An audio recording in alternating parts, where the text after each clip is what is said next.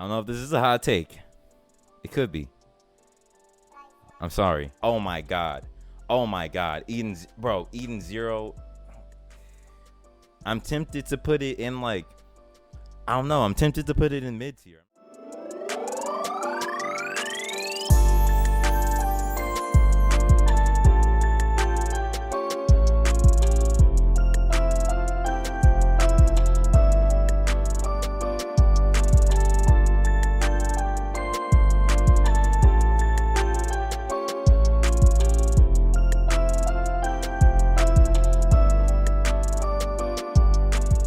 So what's up, guys? It's AAA or Alex's Anime Art, and I'm back with another video. And today we're going to be doing a tier list on the volumes of Eden Zero. And you guys may or may not hear some hot takes. I guess that depends on you. Oh yeah, and also you guys will get a drawing at the end of this video. I don't necessarily have all the recording stuff set up, so you're just gonna get a drawing of whatever I decide to draw at the end of the video, so stay till the end for that. But let's get into this tier list. So we're gonna start off with volume 1 of Eden Zero. I don't know if this is a hot take. It could be. I'm sorry. The thing about this is that Eden Zero Volume 1 is not even actually like mid, really. But the thing about it is mid when you compare it to everything else that the series had to offer. It just is. I'm just saying. So yeah, I think we're gonna get into Volume 2, and I put this in the good tier. Like, it's definitely starting to pick up. You get to learn a little bit more about the world. We're introduced to Rebecca and Wise, and you get to see that how the crew is starting to shape about how everything's like probably gonna pan out. So I like the build up that is like happening here, or the people that they're introducing so far. So yeah, this is good. I have to leave it in the good tier. I think I would. Now, volume 3 is also going in the good tier, but it's going at the top of good tier because it's just this is a story that continues to evolve, and a story that just keeps on getting better. So volume 3 is better, more action, even introducing some new characters like Jin and Homura, and I believe they're getting the ship now, if I'm not mistaken, on this volume. So I like that. I think you get to hear why the Eden Zero has its name, which is pretty cool. So I like where this volume is going, and it's very good, but I'm only just gonna leave it in the good tier for now. So I think we should get into volume 4. Me personally, I'm putting this in the solid tier. You can see like how dark the story can get, and you can see like the type of tone shifts that could happen throughout the story, and it wouldn't like actually feel out of place, because Eden Zero can actually be a pretty dark story when it wants to be. So I like how it dipped into that sort of like dark aspect and kind of showed where the story could head and what direction it could take. So I like that. I'm leaving it in the solid tier. Now, volume 5, I think that's another solid tier, and it's going to be at the higher end of solid tier because we get into that backstory for Hermit, and that was kind of crazy. It was kind of dark. I wouldn't even be mad if you disagreed with me and maybe even put it at the bottom of peak tier, but then again, I'm comparing it to everything else in the series, so I'm gonna just leave it in the good tier. But there was a lot of good stuff, like Hermit's backstory, that one guy that was actually killing players in Digitalis, that was pretty interesting, and got introduced to that one secret agent. I cannot remember her name right now, my fault. But yeah, I'm just gonna leave this in the solid tier. It is pretty good. In volume 6, solid tier again. Solid tier again.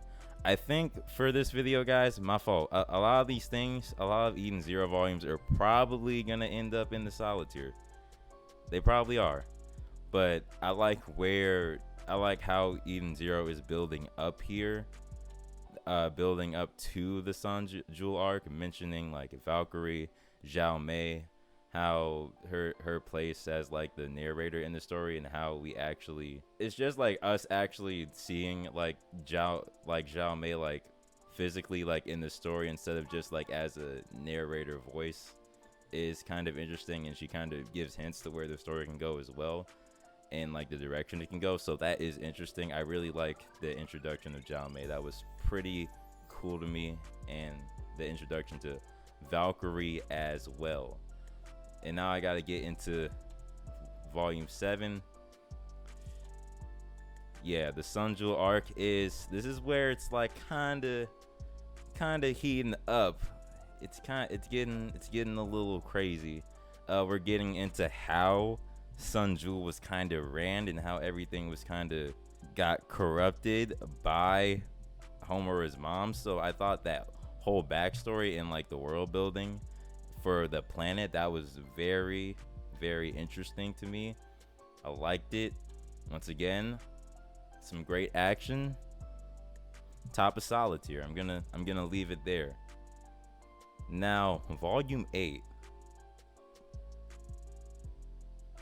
Bro, there was some, yeah. Oh man, this definitely has to stay in peak for sure. This is peak, because that whole Valkyrie thing, oh my god, that it was manly tears, bro. Manly tears. Like I felt the tears coming up a bit for Valk. That was so tough. That was so tough for Homura. I love this arc. Everything about like the Sun Jewel arc, and Homura cutting ties with her mom, not being her real family, and that Valkyrie is her real family. The whole fight with Shiki and Kurenai, I loved that. Action scenes on point, peak, amazing. This is like, Eden Zero keeps getting better, but this is one of the best arc conclusions that I've seen for the series. I really, really love this arc. Really had a fun time. Really enjoyed it. Now we're gonna get into volume 9. It's gonna go a little bit behind volume 7 in the solid tier, but it's still at the higher end of solid tier, because we are getting a good build up. We're getting introduced to Clean, Daichi, Laguna, and Theo, I believe, for the element 4. And we're shown that these people are kind of gonna be an issue. I think the Eden Zero kind of, or the whole crew kind of gets their ass beat. They kind of get folded, getting captured. They messed up. Not good for them. But yeah, I liked how I really liked the sort of the suspense that was kind of happening here. It had me kind of on the edge of my seat, but not as much on the edge of my seat as volume 10. Volume 10. No, not solid. It's peak. Oh my god. Eden Zero. How do you do, bro? I never once thought that the main character would actually be killed off, and the main character is still technically dead. I never thought that would, like, what? How does this is going nowhere but peak, because Shiki is still dead, but it just happened that world 20, no, it was world 30. They just happened to get into world 30 because of Rebecca's cat leaper activating. Shiki is still dead. The main character is still dead. How do you do that? That is so clean, top tier writing. And I was just I felt like as helpless as the crew as when they were getting tortured. Wise getting his arm chopped off. Oh my God, this is such a peak.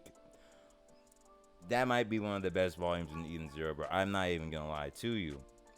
I can't. I'm not gonna lie to you.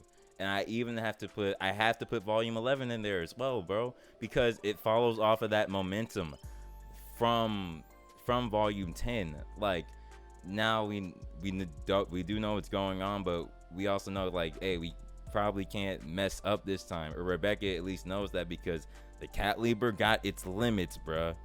It got some limits to it, so we can't be fooling around with it. You just can't. I love that stuff with the Cat Libra. It was clean. It was peak arc, bro. Peak. And I don't know if I was debating this. Volume 12 is probably like,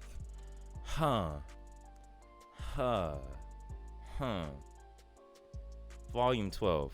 I can put it in the solid tier. Probably even go top of solid tier. I'm not gonna lie, because it was a cool climax. I like seeing the Shiki overdrive. That was really dang. I don't know. Should it be peak though? Should it be peak? But because, like, it's already reaching that high point, and I don't know if it can really meet the thing of Shiki actually dying in volume 10. I'm gonna leave it in solid tier though. It's a top of solid tier though, for sure. I like it. And volume 13, I like the vibes. Vibing out on the beach, bro. I can't lie to you. I mess with it. It's gonna go behind volume 12 and 7 for the solid tier though. It definitely doesn't have the same amount of, like, I guess that sort of like build up and like the sort of tension, but you don't always need that. Maybe I just like the build up and tension, but the chilling and the vibing and the beach is also cool. And Red Cave did have a good arc about, like, the robot and human love, and I guess, like, it doesn't really matter whether it's a human, like, whether it's a robot, doesn't matter who it is. It's about their heart, all that stuff. I mess with that, but it has to go behind 12 and 7 in the solid tier though, for sure. Still really good though, really solid. And volume 14, I don't know, man. I don't know if it's just me. I like the Ziggy stuff. I do. I really do. But it's like, even like, you know, that you guys remember that the Beast team for Nero or something like that, the Squad 6, the Beast, whatever they were. I'm not gonna lie to you. Those are some of the most forgettable villains in the entire series. They are mid to me. I don't know, like, this volume just does not stick with me. The only interesting part that was happening was, like, them going back to see Ziggy, but, like, that's like one moment in the volume though. The rest of it was kind of just like, I'm tempted to put it in, like, I don't know. I'm tempted to put it in mid tier. I'm not gonna lie. Mid or good? No, it's mid. I'm sorry, guys. Don't know if that's a hot take for you because of the Ziggy stuff, but I can't, bro. I apologize. I can't do it. Volume 15. I think I can put this in solid tier though, because Dr. Mueller, that man is messed up, giving a hermit PTSD. The mutilation, the cyborg experiments, that was crazy. It can't be below solid tier, but I gotta put it above 13 because I prefer it more than just the vibing, chilling. But like I said, there's nothing wrong with that. But the tension here was kind of crazy, and even Clean was getting PTSD flashbacks. That was crazy. I gotta give it that. I have to give it that. But Yeah, that's where I leave it. I leave it in solid tier. Solid tier. The higher end of solid tier too. So yeah, it's fine there. Now we're gonna go to volume 16. Oh, well, here's the thing. I think this might, yeah, no, this can go top of solid tier because this buildup is just getting crazy. We're getting, I think, even help from Laguna. They're going to, I can't remember the name of that sand planet. We're learning stuff about like some sort of revolt happening against the Empire as well. Sure, trying to destroy all the androids, and then Ziggy trying to control them. I like that conflict going on there, and also the conflict between Poseidon Darrow and Ziggy. I love that buildup. It is kind of clean, and I gotta respect it. And then we're gonna go to volume 17. Volume 17 kind of, it keeps that buildup going, and I think it even introduces it was like Milani, Callum. They have a hard time dealing with that one person that hypnotizes you. I like the battles. I think this is also where Witch is captured and they're trying to get her back. So don't touch Witch. I like the tension that is building here. I like the battles too. So I'm gonna leave it at the top of solid tier. Yeah, I am. Volume 18 has to go here because of the thing with Shiki, not Shiki, or with Rebecca losing her legs in that game, that little card game that was happening with guys, don't think these characters are forgettable. I can, for some reason, I just cannot remember them like as I'm recording stuff sometimes. But yeah, that playing the card game with that girl losing the legs, which could have been a possible future that would happen. And the thing about it is, it doesn't feel like, I guess, like maybe like a contrived or forced thing that was happening here, because like this stuff is already set up like with the cat Libra. It's not like they're like, it's a good way to build suspense. This stuff was already set up. So yeah, this is already good, solid, planned writing. So I do have to leave this at the top of solid tier. And I think we also got to see Wise and Homer's Overdrive, and that was kind of sick. Now, volume 19. This has to go in peak. It definitely has to. But this is hard though, because I don't know if anything in the series is quite as good as Shiki getting clapped. I don't know. But once again, the manly tears happened because Witch, R.I.P. to Witch in the chat, Mommy Witch. That was so tough. The manly tears were happening. That double page spread when she was about to get clapped and saved the whole Eden Zero crew. Rebecca showing she kept trying to go back and change things, but she just couldn't. She couldn't let it go. Everyone was messed up, depressed. Yeah, no, this is going in peak. But like I said, that Shiki dying thing, that thing just sticks with me for some reason. It really just sticks with me. And now we have to get into volume 20. I like the setup here. I like the build up here. The 3-year time skip, and then we're getting introduced to Holy. Things are looking pretty easy and like slight and light work for the Eden Zero crew, showing their growth, getting ready to take down Ziggy, but we got to deal with Holy and see what's coming up. But this can't go in peak tier for me, but for sure top of solid tier. Or no, I can't even say top of solid tier. Honestly, I gotta maybe behind volume 18, or should it be behind volume 17? Which build up? No, it has to go behind volume 17 too, because the build up for 17 is better. But I guess we're in the the beginning stages and the beginning of the arc. So it is what it is. It's fine. But yeah, guys, this is gonna be the tier list. This is everything that I've read up to. I've read up to volume 20 of Eden Zero, and I keep up with the print releases. Let me know if you guys thought that these were like hot takes. If any of these were hot takes, if I'm tripping on any of these at all, let me know in the comments. We can talk about it.